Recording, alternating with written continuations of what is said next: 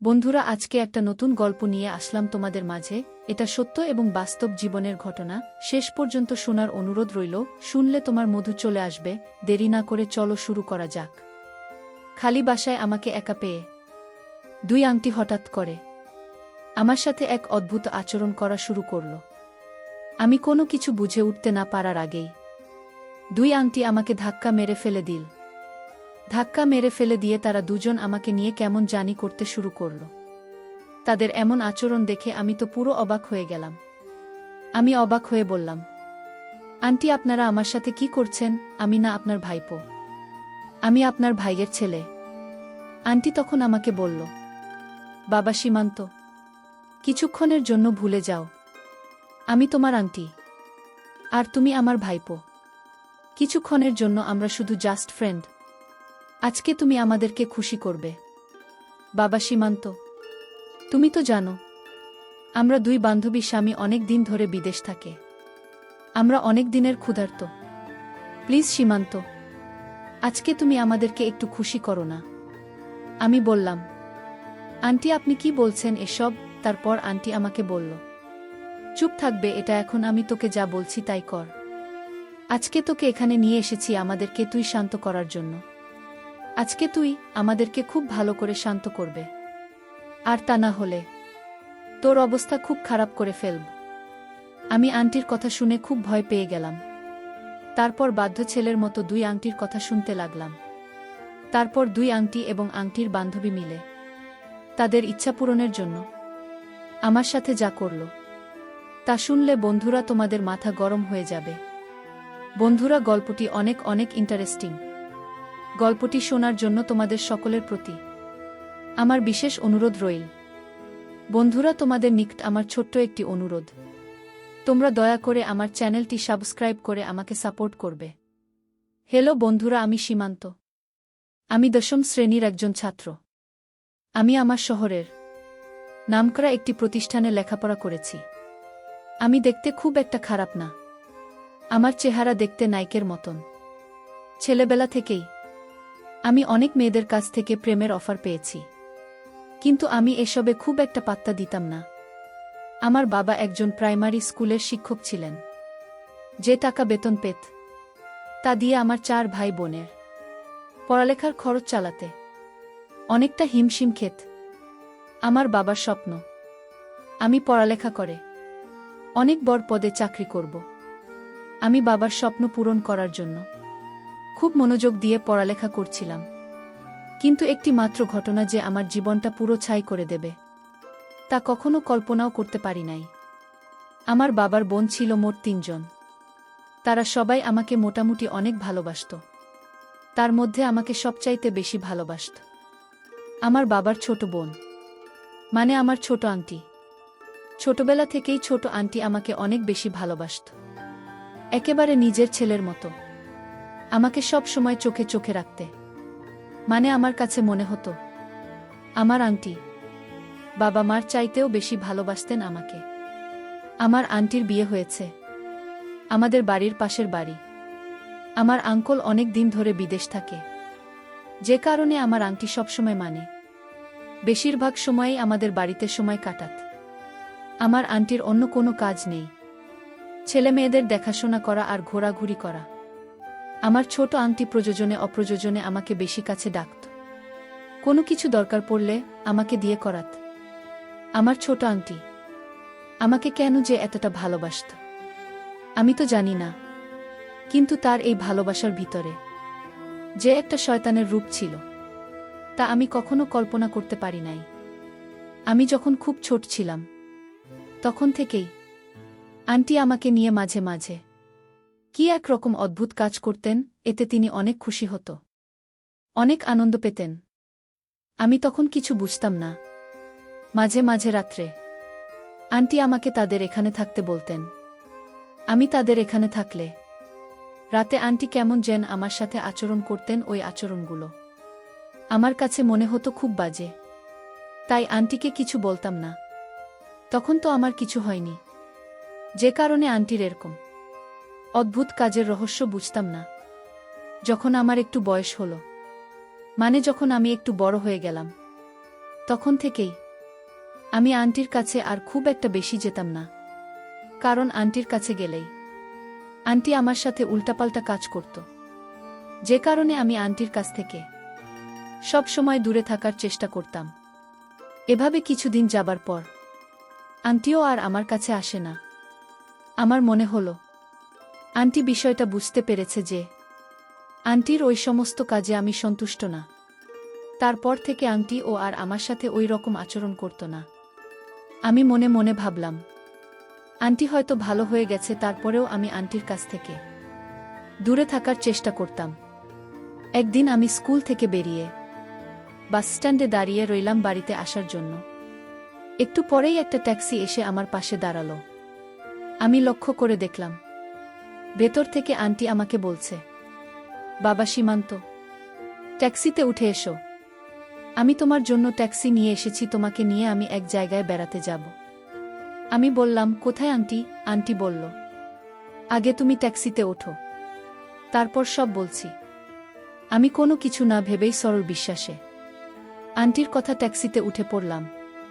তারপর ট্যাক্সিতে উঠে আমি বললাম, আন্টি আমরা কোথায় যাব? আন্টি বলল, সীমান্ত, আজকে তোমাকে নিয়ে আমি আমার বান্ধবীর বাড়িতে বেড়াতে যাব। একলা একলা যাব তো, তাই আমার কাছে আমি জি লাগছে, তাই ভাবলাম তোমাকে নিয়ে যাব। বাসা থেকে তোমাকে নিয়ে যাব বলে পরিকল্পনা করে এসেছি। ভাগ্য ভালো তোমাকে স্টেশনে এসে পেয়ে গেলাম। তারপর আন্টি আমাকে বলল, সীমান্ত তুমি কি আমার সাথে বেড়াতে যেতে পেরে খুশি হওনি? আমি বললাম, না আন্টি, সমস্যা নাই, আমি তোমার সাথে বেড়াতে যেতে পেরে অনেক খুশি, কারণ অনেক দিন ধরে কোথায় যাওয়া হয়নি। ও বন্ধুরা, তোমাদেরকে তো একটা কথা বলাই হয়নি, আমার আন্টির নাম ছিল রিঙ্কি বেগম। আমার আন্টির বয়স 30 কিংবা 35 হবে। তারপরেও আমার আন্টিকে দেখে তেমন বেশি বয়স মনে হতো না। আমার আন্টি 2 মেয়ে 1 ছেলে। তারপরেও আন্টি সবসময় ফিটফাট হয়ে থাকতে পছন্দ করত। আমার আন্টি একেবারে পরিপাটি হয়ে থাকত। কোথাও গেলে সব সময় বিদেশি সেন্ট করে খুব সেজেগুজে বের হতো। আজকেও আন্টি একটা হলুদ রঙের পাতলা শাড়ি পরেছেন। একটা পারফিউমের গন্ধ পেলাম। আমি আন্টির পাশে বসা থেকেই অনুভব করলাম পারফিউমের মিষ্টি ঘ্রাণ শুকে আমার মনটা ভরে গেল। আমার আন্টি সব সময় আধুনিকভাবে থাকার চেষ্টা করত। আন্টি নিজের প্রতি অনেক যত্ন নিত। আমি প্রায়ই লক্ষ্য করতাম ইয়ান কোনো ছেলে দেখলেই আন্টি অন্যরকম একটা মোড নেওয়ার চেষ্টা করত। সব সময় সেজেগুজে থাকত। তাই আন্টিকে দেখতে খুবই হেব্বি লাগত। আমার আন্টি অনেকটা রোম্যান্টিক এবং চঞ্চলও বটে। আন্টি নিজের প্রতি অত্যন্ত বেশি যত্ন নিত, যার কারণে উনার বয়স 30-35 হলেও বয়স তেমন একটা মনে হতো না। মনে হতো যেন কোনো একটা রূপসী নায়িকা। অনেকে মুখে শুনেছি আমার আন্টি মাঝে মাঝে নাইট ক্লাবও যেত। আমার আঙ্কল বহুদিন ধরে বিদেশে থাকে, মাঝে মাঝে আসত আর কয়দিন থেকেই চলে যেত। আসলে আঙ্কেল যে কি, আমার মাথা ধরে না। এত সুন্দরী, এত হ্যান্ডসাম একটা বউ রেখে কেউ কি এভাবে বিদেশ পড়ে থাকে? আঙ্কেলের শুধু টাকার নেশা। এদিকে বউ ছেলে মেয়েদের প্রতি তার কোনো খেয়ালই নেই। আর এদিকে আমার আন্টিও প্রতিদিনই ওত পেতে বসে থাকত। আমার মতো নব্য নৌজওয়ান ছেলেদেরকে শিকার করার জন্য সেদিন আমার কপালটা খুব খারাপ ছিল, যে কারণে আন্টির শিকারে পড়ে গেলাম। যাই হোক বন্ধুরা, কথা বলতে বলতে একটু পরে একটা বহুতল বিল্ডিং এর সামনে ট্যাক্সি থামল। তারপর আন্টি আমাকে ওই বিল্ডিং এর 6 তলায় একটি বিলাসবহুল ফ্ল্যাট বাসায় নিয়ে গেল। বাসার সামনে গিয়ে আন্টি কলিং বেল চাপতে আন্টির মতো একজন মহিলা বের হয়ে আসলো। ওই মহিলাটি ও দেখতে অনেক সুন্দরী ষোড়শী ছিল। ওই মহিলার স্বামী বিদেশ থাকে, আর ওই বাসায় ওই মহিলা একা থাকে। মহিলার ভাষাটা একেবারে পরিষ্কার পরিচ্ছন্ন। তারপর ওই আন্টি আমাকে দেখে বলল, কি রে রিঙ্কি, ওটা কি তোর ভাইপো? আমার আন্টি বলল, হরে জুমেলা। তারপর আন্টির বান্ধবী অর্থাৎ জুমেলা আন্টি বলল, কি রে রিঙ্কি, তোর এই রকম একটা তরতাজা ভাইপো আছে, তাহলে আমাকে তুই আগে বলিসনি কেন? তারপর আন্টি বলল, আরে জুমেলা আর বলিস না, আমার এই ভাইফোঁটা না অনেক লাজুক। যখন থেকে বড় হতে শুরু করল তারপর থেকে আর আমার পাশে আসে না। আজকে তো এখানে জোর করে নিয়ে এসেছি। তারপর জুমেলা আন্টি বলল, ঠিক আছে, ভালোই করেছিস, তোর ভাইপোর জন্য আজকে কি রান্না করবা জিজ্ঞেস করলেন আমার আন্টিকে জুমেলা আন্টি। আমার আন্টি রিঙ্কি বেগম বললেন, তোর যা মন চায় তা রান্না কর। জুমেলা আন্টি বললেন, আচ্ছা ঠিক আছে, তোরা এই ড্রয়িং রুমে বসে টিভি দেখছি আর গল্প কর, আমি রান্না বান্না করে ফ্রেশ হয়ে আসছি। আমরা ড্রয়িং রুমে বসে টিভি দেখতে দেখতে গল্প করতে করতে জুমেলা আন্টি রান্না বান্না করে ফ্রেশ হয়ে চলে আসলেন। তারপর দুই আন্টি মিলে আমাকে নিয়ে গল্প করতে শুরু করলেন। আন্টির বাসায় কি বড় বড় বক্স, মনে হয় জুমেলা আন্টি এবং আমার আন্টিকে নিয়ে বক্সে ছেড়ে মাঝে মাঝে নাচানাচি করেন, কিছুটা বিনোদন করেন। আজকে আমি যাওয়াতে তাদের বিনোদনের পরিমাণ যেন আরও বেশি হয়ে উঠল। তাদেরকে খুব আনন্দিত মনে হলো, তারা খুব পুলকিত ছিল। আমিও আবার বক্সের মধ্যে গান ছেড়ে দিলে আমারও খুব নাচানাচি করতে মন চাইত। কিছুক্ষণ পর অ্যান্টি বক্সের মধ্যে গান ছেড়ে দিল, খুব উচ্চস্বরে ডিজে গান বাজাতে শুরু করল। অল্প কিছুক্ষণ পরেই আমি লক্ষ্য করলাম আমার আন্টি এবং জুমেলা আন্টি গানের তালে তালে তারা দুজনেই নাচতে শুরু করল। আমার আন্টি এবং জুমেলা আন্টির নাচের ধরনই ছিল একটু ভিন্ন রকম। তারা একেবারেই খুব বাজেভাবে নাচানাচি করছিল। তাদের এরকম অদ্ভুত নাচানাচি দেখে আমার মনের মধ্যেও উতাল পাতাল ঢেউ উঠতে শুরু করল। আর এদিকে জোরে জোরে বক্স বাজছে, বাহির থেকে কেউ বুঝতেই পারবে না যে ভিতরে কি হচ্ছে। কিছুক্ষণ পর আমি জুমেলা আন্টিকে লক্ষ্য করে দেখলাম তিনি টিভির মধ্যে একটা মেমরি কার্ড ধরলেন এবং মেমরি কার্ড বলে কী রকম এক অদ্ভুত ভিডিও ছেড়ে আমার সাথে নাচানাচি করতে শুরু করলেন। এরকম ধরনের অদ্ভুত ভিডিও দেখে আমার মনের অবস্থা একেবারে খারাপ হয়ে গেল। আর এদিকে আমার সাথে দুইটা রমণী এত চমৎকারভাবে নাচানাচি করছে, মনটাকে কোনোভাবে ধরে রাখতে পারছি না। তখন আমার কাছে মনে হয়েছিল আমি রাজা আর আমার পাশে দুইটা রানী নৃত্য করছে, মনটাকে কোনোভাবেই আটকাতে পারছি না। আর এদিকে জুমেলা আন্টি কী রকম এক অদ্ভুত ভিডিও তার টিভিতে ছেড়ে রেখেছে। বন্ধুরা, এরকম একটা মুহূর্তে একটা নিস্তেজ মানুষও তার মধ্যে তেজে সৃষ্টি হয়ে যাবে। আর তাছাড়াও আমি তো 15-16 বছরের একটা তাগড়া যুবক। বুঝতেই পারছেন বন্ধুরা আমার অবস্থা তখন কি হয়েছিল। বন্ধুরা, আমার অবস্থা তখন এরকমই হয়েছিল। কিছুক্ষণের জন্য আমি ভুলে গিয়েছিলাম কে আন্টি আর কে ভাতিজা। শুধু একটাই অনুভূতি আমার মাথায় ঘুরপাক খাচ্ছিল, এই মুহূর্তে আমি একজন রাজা আর আমার পাশে দুইটি রানী রঙ্গিলা করার জন্য অপেক্ষায় বসে আছে। বন্ধুরা, পরিস্থিতিটা এমনই হয়েছিল। তখন আমি কি করব ঠিক বুঝে উঠতে পারছিলাম না। এমন সময় হঠাৎ আমি অনুভব করলাম কেউ আমাকে শরবত পান করানোর জন্য এগিয়ে আসছে। আমি একটু ভালো করে চেয়ে দেখলাম আমার আন্টি আমাকে শরবত পান করানোর জন্য হাতে গ্লাস নিয়ে এগিয়ে আসছে। আমি বললাম, আন্টি, আমি তো শরবত পান করি না। আন্টি বলল, আরে বাবা, একদিন করলে অসুবিধা হবে না, আজকে তুমি আমাদের সাথে একটু শরবত পান করো না, দেখবে অনেক ভালো লাগবে, সময়টা খুব ভালোভাবে কাটবে। তারপর দুই আন্টি মিলে আমাকে খুব বেশি পরিমাণ শরবত পান করাল, যাতে আমি প্রচুর পরিমাণে এনার্জি পাই, কারণ দুইজনকে তো আমাকে সন্তুষ্ট করতে হবে।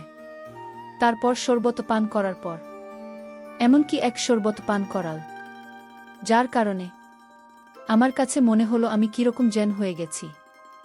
হঠাৎ আমি অনুভব করলাম পিছন দিক থেকে হয়তো আমাকে সাথে কেউ খুব বাজেভাবে আচরণ করার চেষ্টা করছে। আমি নজর করে দেখলাম দুই আন্টি আমার সাথে বিভিন্ন রকম আচরণ করার চেষ্টা করছে।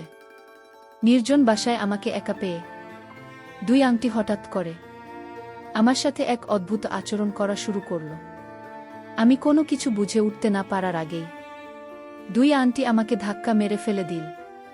ধাক্কা মেরে ফেলে দিয়ে তারা দুজন আমাকে নিয়ে কেমন জানি করতে শুরু করল। তাদের এমন আচরণ দেখে আমি তো পুরো অবাক হয়ে গেলাম। আমি অবাক হয়ে বললাম, আন্টি, আপনারা আমার সাথে কি করছেন? আমি না আপনার ভাইপো। আমি আপনার ভাইয়ের ছেলে। আন্টি তখন আমাকে বলল, বাবা সীমান্ত, কিছুক্ষণের জন্য ভুলে যাও। আমি তোমার আন্টি আর তুমি আমার ভাইপো।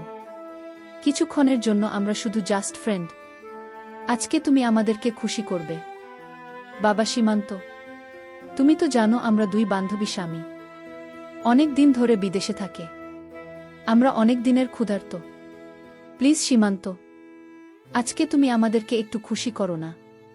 আমি বললাম, আন্টি আপনি কি বলছেন এসব? তারপর আন্টি আমাকে বলল, চুপ থাকবে এটা। এখন আমি তোকে যা বলছি তুই তাই করবি।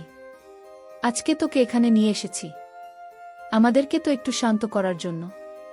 আজকে তুই আমাদেরকে খুব ভালো করে শান্ত করবে, আর তা না হলে তোর অবস্থা খুব খারাপ করে ফেলব। আমি আন্টির কথা শুনে অনেকটা ভয় পেয়ে গেলাম। তারপর বাধ্য ছেলের মত দুই আংটির কথা শুনতে লাগলাম। তারপর বন্ধুরা আংটি এবং আংটির বান্ধবী মিলে আমাকে বিভিন্নভাবে উস্কানোর চেষ্টা করল। বন্ধুরা, আমিও তো একটা মানুষ, আমার তো কিছু কিছু না কিছুতে যাচ্ছে। তাদের এমন অবস্থা দেখে বন্ধুরা আমি আর নিজেকে ধরে রাখতে পারলাম না। শুরু করলাম তাদের সাথে এক অদম্য এলোপাতারি নেমন্তন্ন। এইভাবে তাদের সাথে আমি অনেকক্ষণ হওয়ার পর পাগলা হাওয়ার জোর থেমেছিল। তারপর থেকেই বন্ধুরা আমার আর তাদের মধ্যে নিয়মিত হতো। এরপর থেকে বন্ধুরা আমার আর পড়ায় খুব একটা মনোযোগ আসত না। আমি যেন কেমন হয়ে গেলাম। বন্ধুরা তারপর থেকে আমার নেশায় চলে গিয়েছিল। এদিকে বন্ধুরা জীবনটাই আমার ছন্নছাড়া হয়ে গেল। বন্ধুরা এখন আফসোস করি। জীবনের কিছু কিছু মুহূর্ত আসে, মানুষের এই মুহূর্তের কারণে মানুষের জীবনগুলো নষ্ট হয়ে যায়। আমার ঠিক তাই হয়েছিল। পরিশেষে আমি তোমাদেরকে বলব, বন্ধুরা তোমরা যারা এরকম ধরনের সমস্যার সম্মুখীন, অবশ্যই তোমরা সাবধানতা অবলম্বন করা উচিত। না হলে হয়তো আমার মতো তোমাদের জীবনেও এরকম করুণ পরিণতি হতে পারে। বন্ধুরা, আজকে এই পর্যন্তই। আবারও আসব তোমাদের মধ্যে নতুন কোনো গল্প নিয়ে। গল্পটি যদি তোমাদের ভালো লাগে তাহলে একটি লাইক দাও। আর প্রতিদিন এরকম ধরনের ইন্টারেস্টিং ভিডিও পেতে চাইলে তোমরা দয়া করে আমার চ্যানেলটিকে সাবস্ক্রাইব করো। অবশেষে তোমাদের সকলের সুস্বাস্থ্য কামনা করি। ভিডিওটি দেখার জন্য তোমাদের সকলকে অসংখ্য ধন্যবাদ।